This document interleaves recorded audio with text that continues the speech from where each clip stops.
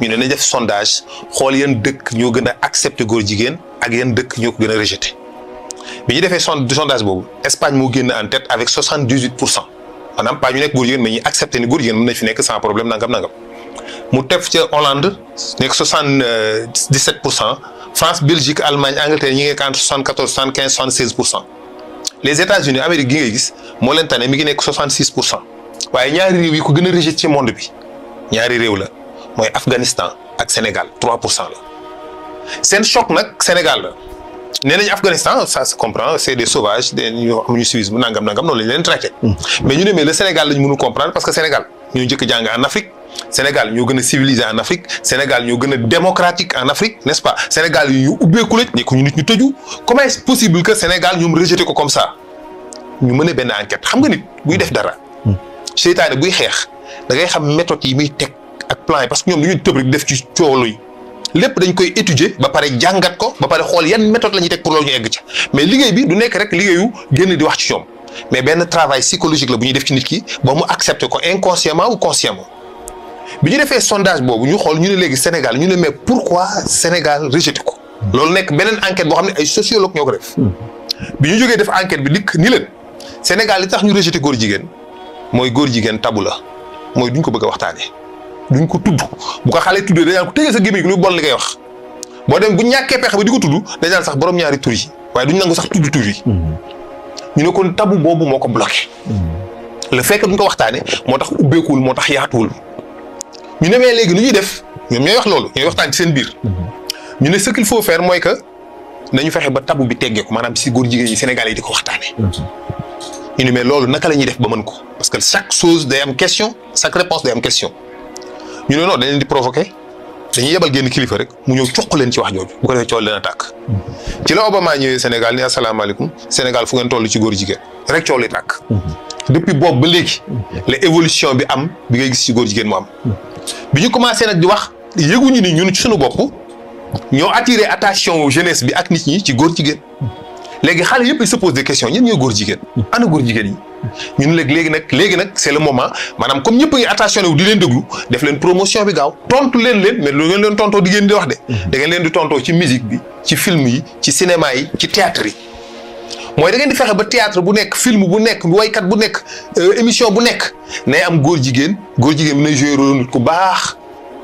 nga xam ne mentalité nit ki ni mu rejeté góor jigéen. bu ko xale bi di seetaan baayam bii xëy na mënoo koo changé loo waaye doom ji moom nekk xale di seetaan film bu yàggee dootul bañ góor jigéen dootu ko rejeté xam nga xale buy seetaan film c'est un travail psychologique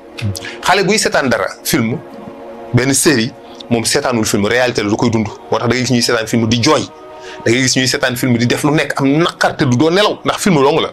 parce que moom nekkul ci moom film mais réalité la lu muy dund la léegi nag film bi bu ñu la ci wanee kenn koo xam day souffrir di am lu ko metti nekk ku baax ba pare ñëpp bañ ko di ko toroxal muy sonn di daj coono ba sa xol bi jeex ñu tëj ko ci kaso bi benn góor jigéen ñëw fi jógee fële ñëw sauver ko génnee ko yóbbu ko këram dimbali ko sa xol bi sedd papa ji yaay ji mën ñi koy seetaan ak doom ji mën nañu dafa baax diw la moo ko génnee xamaguñu sax góor jigéen la diw dafa baax ñuy wax loolu seen doom ji quoi loolu waa diw ñu ciy discuter bu ñu discuter bu ñoom ñëpp ñu apprécier ko ñu soog a nag waa ji di feeñal ndànk ni góor jigéen la bu ko defee fekk na cofeel gi jiitu na ci moom c'est aspect boobu c'est très important parce que nit ki mooy li koy dugal te du ko yëg mooy sa xale yi lii tax ñu dem ba accepter ko dootu leen def benn effet te du ko yëg parce que seytaane dafa bokk ci liggéeyam bi gën a am importance mooy fexe ba maanaam démystifier benn mbir doolu dindi tabu yi dindi diis ya ca nekkoon moo tax nag nga gis cinéma yi waykat yi bu ñu leen wane nga gis benn waykat boo xam ne ay millions de xale dañ ko bëgg ñu wan la Wally Seck ay millions de jeunes bëgg ko wala beneen waykat bu mën a doon ay millions de jeunes bëgg ko kooku boo ko gisee mu saafonteeg góor jigéen ñi mais xale yooyu bañoon góor jigéen dootu ñu ko bañ ndax cofeel gi ñu am ci waykat boobu moo tax bëgg gi ñu bëgg ki nga bëgg ku ko bëgg rek nga bëgg ko parce que boo gisoon benn waay boo xam ne tey neexu la sax jikkoom neexu la comportement am neexu la nga gis ko wenn wis ñu la pourtant ni mu bëggee sa doom ji diw fu mu ko gis da koy foog yóbbu rek automatiquement sa kii ci waajooj day commencé di soppeeku moo tax nit ka mu bëgg ku ko bëgg rek mu bëgg la léegi nag millions de personnes millions de jeunes yi nga xam ne bëgg nañu ay waykat bëgg nañu acteurs u cinéma yi bëgg nañu acteurs yu théâtre yi ñuy seetaan bu ñu gisee ñooñu di saafonte góor jigéen yi bëggante ñoom xeen bi ñu amoon ci góor jigéen wala bañ gi ñu ko doon bañ dafay wàññeeku mu nekk benn travail boo xam ne ñun duñ ko yëg maanaam jeunesse bii ñëw ñi ngi accepté góor jigéen inconsciemment te ñun duñ ci rendre compte moo tax ñuy def loolu te boo beneen bis topp waa ji bi mu dikkee néewu leen góor jigéen dana fi nekk dafa am benn gap bu mu tëb. accepté loolu ñoo xam ñun nangu nañ ko te yëguñu ko. néewul góor jigéen du fi nekk daf ni góor jigéen day am kayit.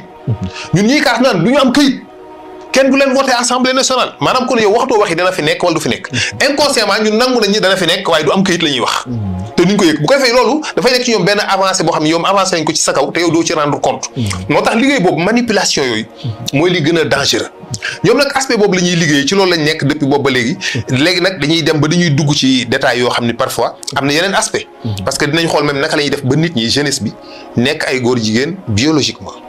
maanaam ñu jox leen ay lekk ay ñam ay diw yoo xam ne bu ñu koy diwoo daf leen di jëmee ci ngóor jigéen xam nga loolu boo ko waxee. bien sûr moom la ñuy wax le Fumglow. ah bon ay produits la ay estrogène la xam nga li différencier góor ak jigéen. du jëmm physique li tax góor am muscle am karaw te jigéen du ko am li tax góor baatam nekk baatu góor te baatu jigéen melu ko li tax mu am sikkim kawari dënn ay hormones la yu ñuy wax ay androgène ay estrogène moom mooy hormone mâle moom la ñuy wax l'hormone mâle les androgènes moom la ñuy wax l'hormone femelle moo tax jigéen yaram bi rond doo gis muscle yi jaillir du am kawaru sikkim muy am ay ween parce que benn hormone la rek bu ñuy wax estrogène androgène. léegi nag bi ñuy soog a commencé ñoom dañu doon gis ni hormones yooyu nit ku am agressivité nit ku metti ku naqari deret bu ñu ko daan jox mu koy naan dañuy gis ni day dal dafay commencé di soppeeku ñu dem ba caag ñu gis ni non seulement loolu parce que les androgènes les hormones mâles mooy indi la pilosité mais moom la ñuy wax karaw le mou de la voix baatu góor gu jigéen baatu góor ni mel noonu jigéen suufu graisse der bi dafa am benn couche de graisse moo tax doo gis muscle yi. góor nag parce que hormones yooyu moo tax muy am couche de graisse boobu góor nag comme hormone boobu barelewu ko tuuti la ci am hormone jigéen moo tax moom muy am ay muscles yu jaillir moo tax ni jigéen du ko am ñu koy utiliser ni buñ ko joxee ñooñu gis nañu non seulement dañuy dal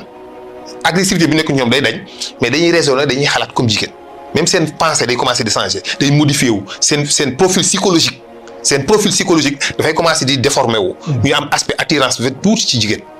ñu dem ba saa ñu découvrir non seulement mën nañ ko utiliser mais transgenres yi di ko utiliser les transgenres mooy ñi nga xam ni passé nañ góor jigéen mooy góor yi nga xam dañuy dem soppali ko nekk jigéen carrément. nga xam ne bu ñu la waroon concours mi transgenre ñun la kii góor la woon yow di nga teg sa loxo ci kaamil gi ñi du dëgg mosut a doon góor. te pourtant góor la woon. day dem ba léppam dama yàlla baal awra sax dañ koy dindi defaral ko awra jigéen. mu am ay ween mais di très mouché comme jigéen boo ko gisee da ngay waat ci yàlla ni ki jigéen te mosut te pourtant góor la. lenn rek koy wutali jigéen mooy du mën a ëmb parce que yorul biirub jigéen biirub góor la yor. loolu ñooñu la ñuy wax les transgenres yooyu nag commencé nag jël pilule yooyu ñu koy def ay pilule ñu tudd ko les Fumglow maanaam le Fumglow ça veut dire tout simplement le développement personnel. maanaam attirance jëm ci fi nga ne perfectionner sa jëmm c'est ce que ça veut dire mooy nga perfectionner sa bopp nga defaraat sa jëmm nga am aspect bu la gën a neex et cetera et cetera bu ko ñooñu nag commencé di ko consommer ñu koy gis ni ñuy soppeeku ay jigéen di am esprit jigéen di am mentalité yu ñu mel lii buñ ko utiliser ci ay produits ci ay lekk ci ay produits cosmétiques dañuy def benn promotion wu ñu ngi liggéey pour nit ñi transformer leen ak ci jëmale leen ñëpp ci ngóor jigéen. mu nekk nag ci ay produits yoo xam ne ay lekk la di nga gis ay diw. ay produits cosmétiques yoo xam ne ciy bind Fumglow nangam glow foo ko gis rek bàyyi. nangam glow. maanaam waaw GLOW. GLOW glow. en anglais veut dire perfectionner avancer rafetaat defaraat mais ay pellules la yoo xamante ni si ay acides aminés la ay vitamines la en réalité yoo xam ne c'est juste des androgènes et des estrogènes donc loolu tamit dafa nekk ci li nga xamante ni si dañ koy liggéey mooy yi gën a dangereux. parce que aspect liggéey bi gën a ñoom façon méthode bi ñuy doxalee yi gën a dangereux. mooy aspect biologique boobu man personnellement moo ma gën a tiital. parce que damay gis ni boo xoolee génération yi mujjee juddu xool ni ñuy mel. bare na tey lu la góor di romb ngay gis góor la am jigéen la. yaram bi doo gis yaramu góor. da gis mu ron di très mouché wu di kalax-kalaxi même ci xelam ni muy raisonné sax da ngay xam ni kii da nga naan kii est-ce que góor la. ñoom loolu amuñ ci conscience yëguñu ko te pourtant mi ngi nekk. loolu yëpp produit lekk ak ay yooyu daf koy def. dafay nekk ci ay produits yu ñuy lekk nekk ci ay produits yu ñuy diwoo. ah bon effectivement am na jenn ndaw soo xam ne am na ci produit yu jógee Amérique. dafa dégg na ma ko. mu envoyé ma ko mu gis ko ñu def ci glow. mu envoyé ma ko ni mu yëpp photo ko ni ma xoolal ma ko ma ne ko yii moom la neexul ba neexul ma ne ko xëy na bu dee jigéen la je ne sais pas ba xam mënu ma wax ne bu dee comme yow jigéen nga mënu ma wax waaye daal yii mooy diw yi nga xam ni moom mooy am hormones yooyu mooy am androgènes yu bëri yooyu nga xam ni mooy tax yan nit ki jigéen ñi bu ñu koy diwoo seen yaram day soppeeku seen teint day soppeeku dañuy gën a nekk jigéen en quelque sorte dañuy gën a nekk jigéen yooyu nag dañ koy utiliser donc dafa bokk ci yi nga xamante ni si dañ koy utiliser pour gën a avancer ak ngóor jigéen gën ko développer parce que seytaane dafa bokk ci objectif final am mu fexe ba adduna bi ñëpp nekk góor jigéen